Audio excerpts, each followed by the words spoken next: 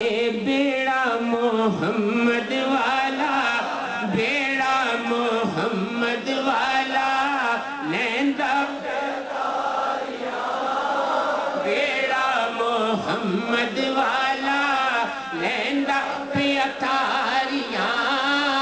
جس نے مدینے جانا جس نے مدینے جانا کر لو جس نے مدینے جانا کر لو سر نہیں میرے پلے میرا کوئی بس نہ چلے سر نہیں میرے پلے میرا کوئی بس نہ چلے سونے گل نل لالے سونے گل نل لالے میں اوگن ہاریاں سونے گل نل لالے میں اوگن ہاریاں جس نے مدینے جانا کر لو تیاریاں تیسرے شعر میں اپنی بے بسی اور بے کسی کا اظہار پنجابی شاعر نے یوں کیا کہتا ہے جس نے مدینے جانا کر لو تیاریاں جس نے مدینے جانا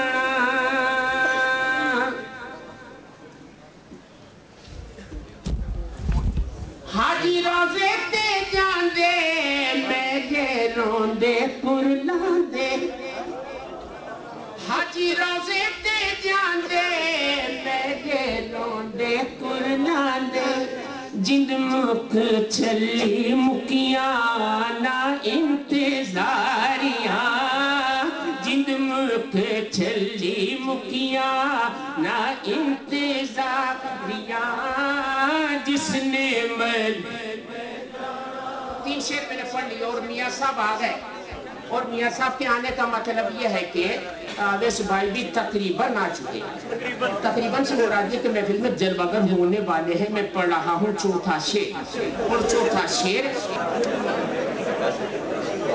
جس نے مدینے جانا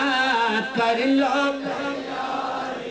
ہاں جس نے مدینے جانا کر لو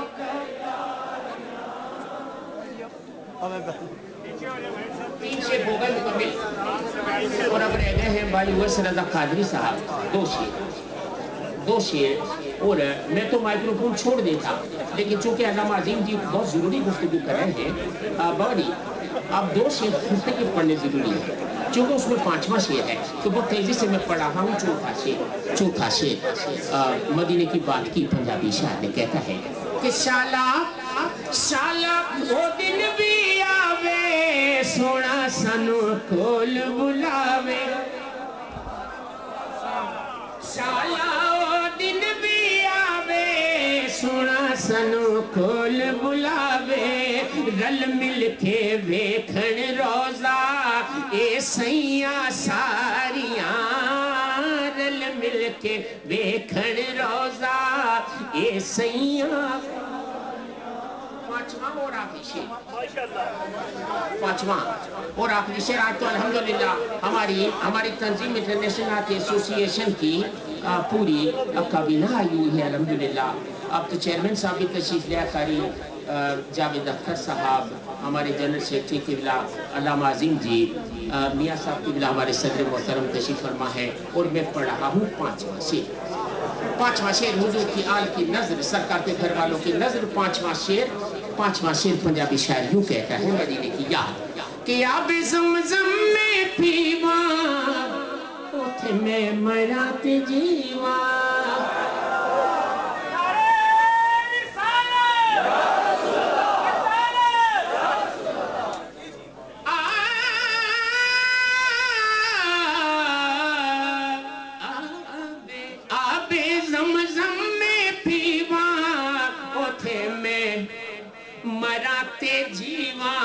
صدقہ نواز آدھا صدقہ نواسیاں